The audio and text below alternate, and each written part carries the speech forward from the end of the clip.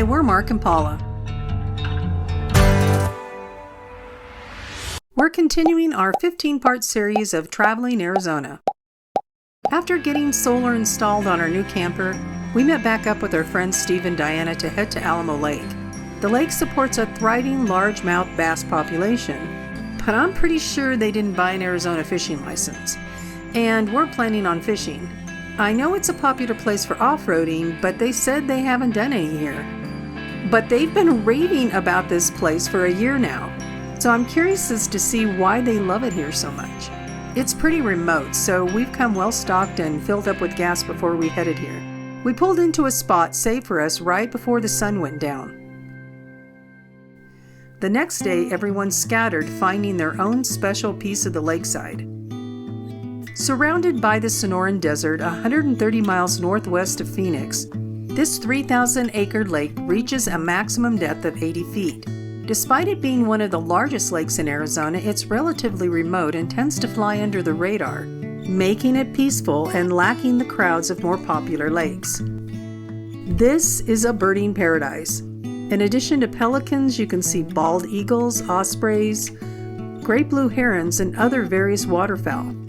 Not only does the lake contain largemouth bass, the lake contains tilapia, a fish native to Africa and coastal rivers of Israel. Apparently, tilapia don't like the cold. A few weeks earlier, the temperatures dropped, killing quite a few that had washed up on the shore. Not a pleasant smell.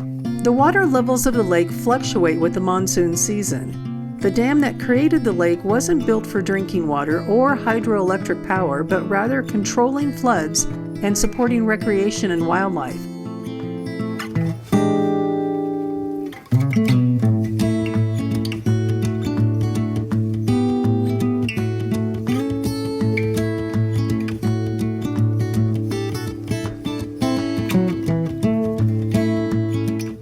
Right now the lake is low, giving it cool little peninsulas to perch your camper on.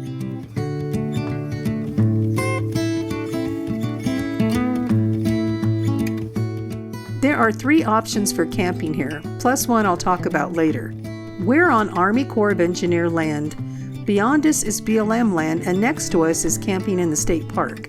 I'll talk more in depth about the state park later, and that 4th option.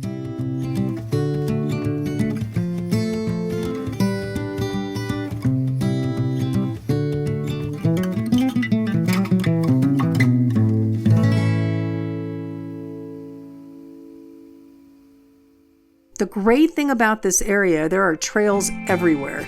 So when you go to visit your neighbor, you can throw in a little off-roading. We took a little tour of the area.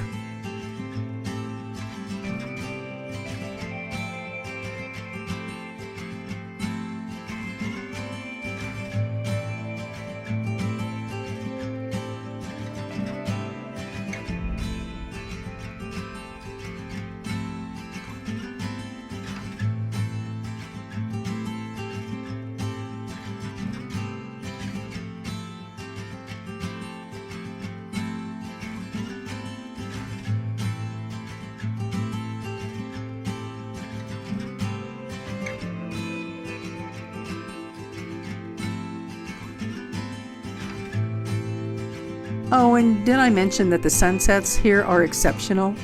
We may need to invest in a retirement clock.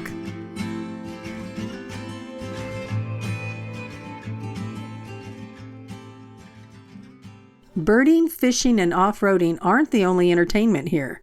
The lake is located near military air training corridors. You might see or hear fighter jets like the F-16s or F-35s conducting low or high-altitude maneuvers. Or our camping neighbor from Colorado might be taking a spin in his ultralight. Today we have an off-road destination, Palmerita Ranch. It's a historic cattle ranch about 5 miles east of Lake Alamo. You can reach it by taking a spur off the Arizona Peace Trail, a 675-mile trail that runs from Bullhead City to Yuma, Arizona. We were told there'd be some steep rocky areas, but it would be totally doable, so we're taking it slow.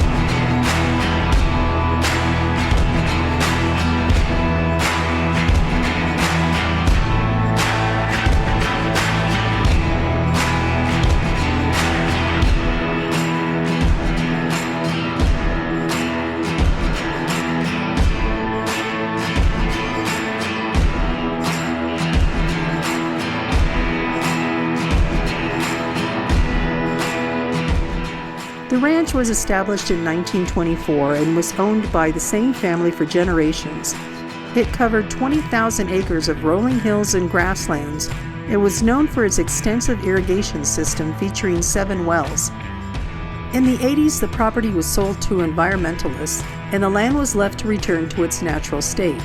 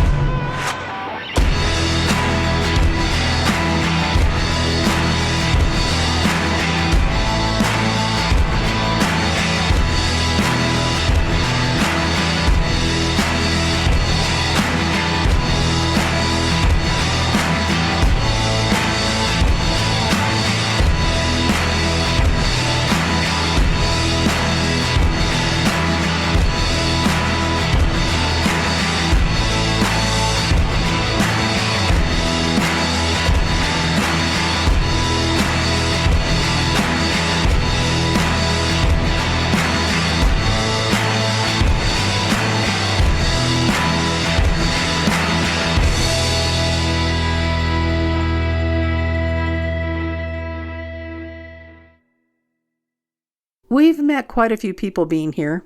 Kim, or as some people call him, Michigan Mills, a fellow YouTuber, has a really unique setup, so we went over to check it out. He showed us his self-built boxcar conversion. It's surprisingly cozy. I can come through my cab there. I don't have to go outside to come in. One side is painted to represent Michigan, and the other side is painted to look like Arizona. The paintings have been added to over time. I believe he told us his nieces did the work. And he introduced us to his dog. Yeah, his dog. I can't remember his name, but he lets him know when someone's around. Funny. Yep, that's a Christmas tree. But the coolest thing he has is an oven he built. First year we made it down kind of where that box van's at. And then I started camping up here, about 5 years ago, a couple weeks at a time. So every year we have to rebuild the clay oven because the weather destroys it, or somebody does. Where do you get the clay from? From Mud Canyon. Where you were at. Those are just pure clay cliffs. So we go and get buckets of clay. I have buckets of clay right there underneath the box fan there. And you gotta just mix it with sand and straw and water. And we stomp the mud and make a form and do a stick form of the clay oven. And then we do the clay, and the sticks get all burnt out when you fire the oven. So yeah, it's been a fun project. Everybody loves pizza night. I'm gonna be making banana bread here today. And I've done everything: cookies, chicken.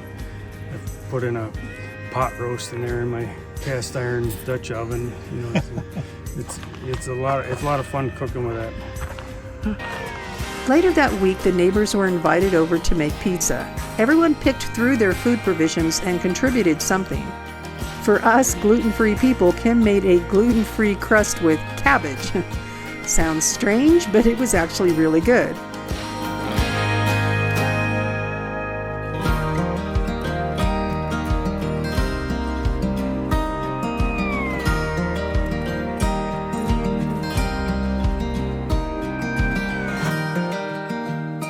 In addition to some spaghetti sauce we brought the fixins for s'mores. I couldn't believe how fast everything cooked and how yummy it tasted. Today we're checking out the place that Kim got the clay for his oven, Mud Canyon. Diana bought this for me a year ago. She wanted me to see how much there is to do here. It's nice to have friends that want you to be excited about a place like they are. There's no signage to tell you how to get there. It's a bit of a guess, but the other day when we visited the old ranch, we saw what looked like a possible entrance. The map gave us an idea where to look.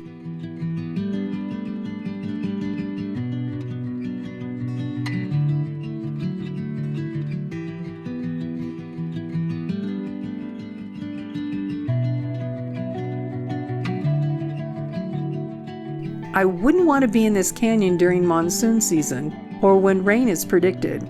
Unlike the typical slot canyon, the clay walls look as though they're ready to crumble at any moment, and I'd imagine the canyon changes quite a bit with the rain.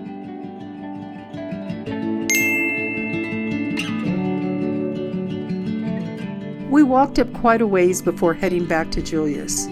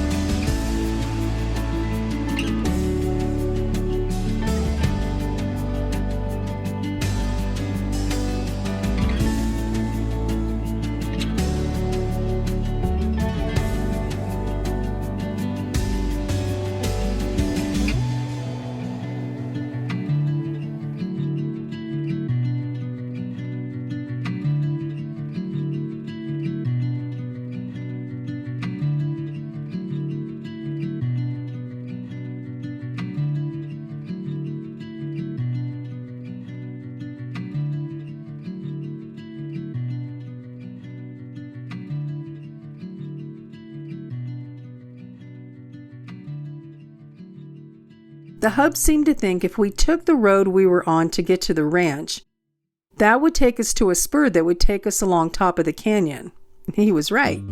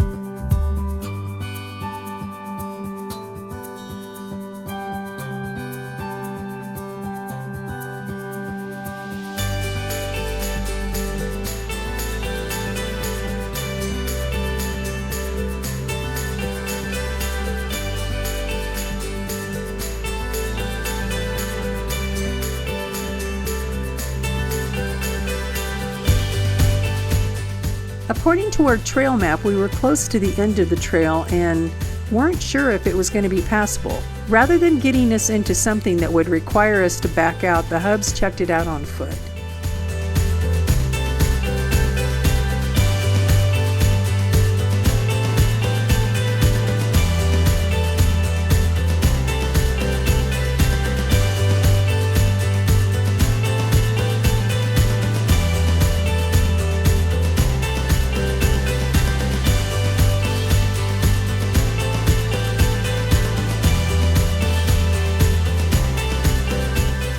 We met the guy we had seen when first entering the canyon down below, so we knew we could go through.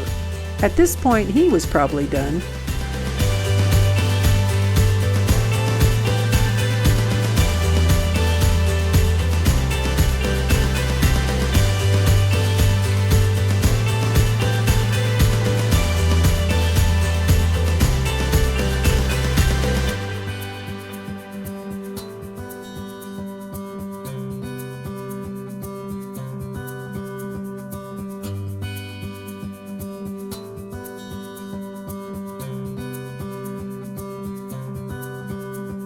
We had made a complete loop. Score! Have you ever had a milk can meal? We hadn't. Knowing people who've been in the catering business and know how to cook has its advantages. Steve and Diana told the neighbors to bring a few things from their fridge. I'm beginning to love camper gatherings. It's no fuss. Everyone brings their own chair and things to eat with. And even though it's not planned, the food always seems to turn out great.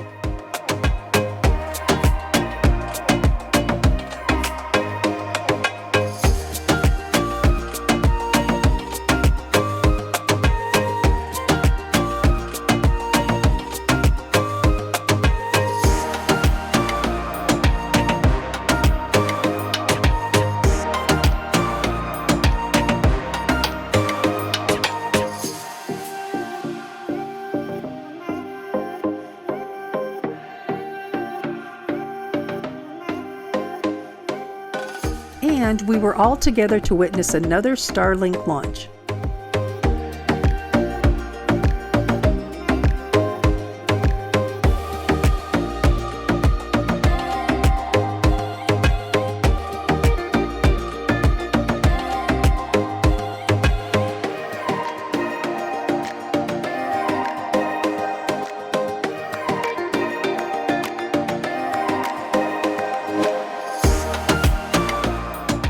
It wasn't quite as good as when we were in Parker because it wasn't very dark, but it was still a neat experience.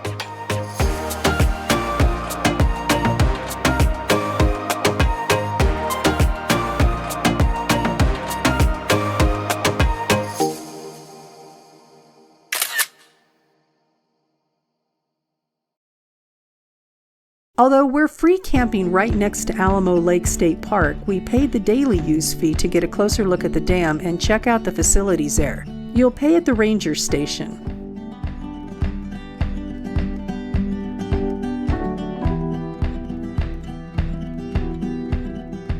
You can find more information about OHV trails in the area here too.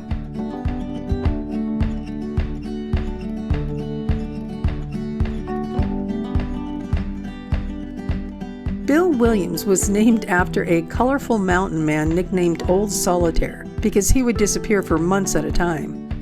Alamo Lake was formed to provide flood control of the Bill Williams River into Lake Havasu downstream. The Parker Dam that created Lake Havasu was completed in 1939, but Lake Alamo Dam wasn't completed until 1968. The earthen dam here wasn't designed to be filled to the top.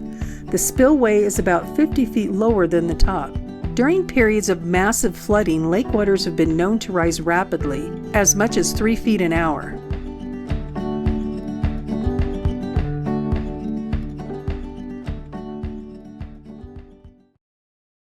The state park has 3 boat ramps, but only one is consistently open due to fluctuating water levels.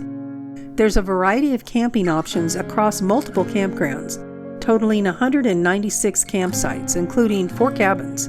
These sites can accommodate RVs and tents, with amenities ranging from full hookups to dry camping.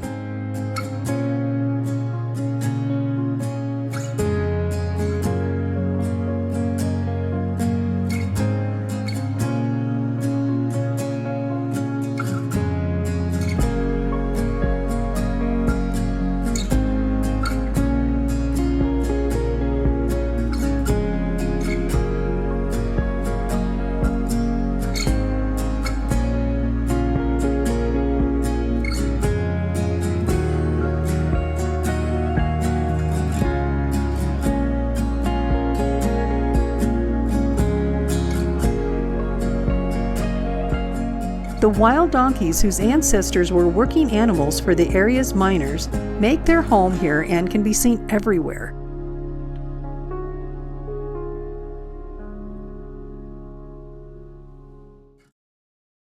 Not all lakes are great for kayakers like us, but Lake Alamo doesn't have the motorized traffic that other lakes have.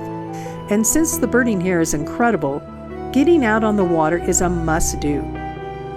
We brought the inflatable kayaks with us this trip, and unfortunately, mine was filling up with water, so I sent the Hubs to go explore on his own.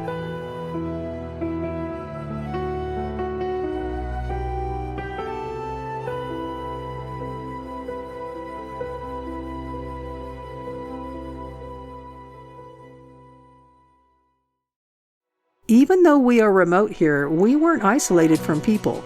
A couple of miles away from us was a little community where the restaurant is a local gathering area. It's a stop along the Peace Trail. Bob, the local tortoise, greets you with a smile. Well, at least I think it's a smile. There are showers, laundry, water, a dump, and gas, which is really helpful for boondockers like ourselves. The gas is really expensive, but it'll do in a pinch. The food's okay, but the company is great.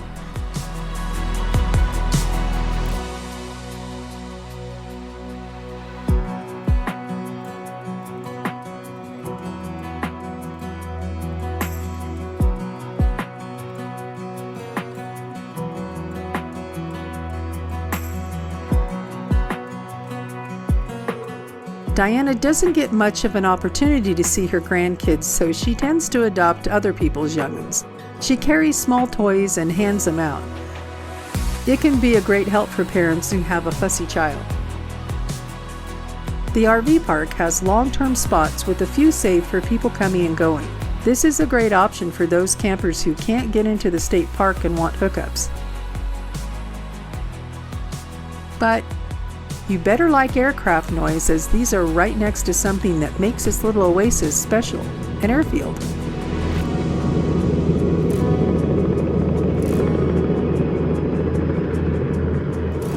You know how we love a destination when we off-road? Pilots must like this too. I'm told that it's not unusual for the runway to be lined with small planes. We met Ken, a fellow YouTuber, and asked to interview him. Have a microphone.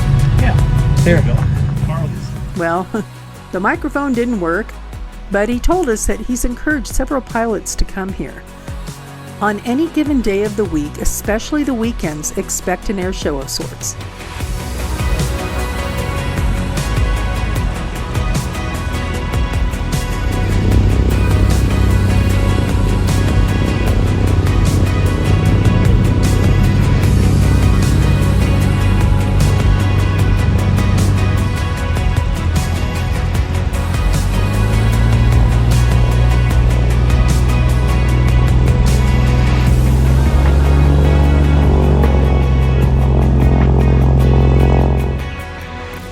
Now, I understand why Steve and Diana like it here so much. Please like and subscribe to help the channel. Don't forget to hit the bell so you don't miss an episode. A skeleton walks into the bar and says, "I'll have a beer and a mop."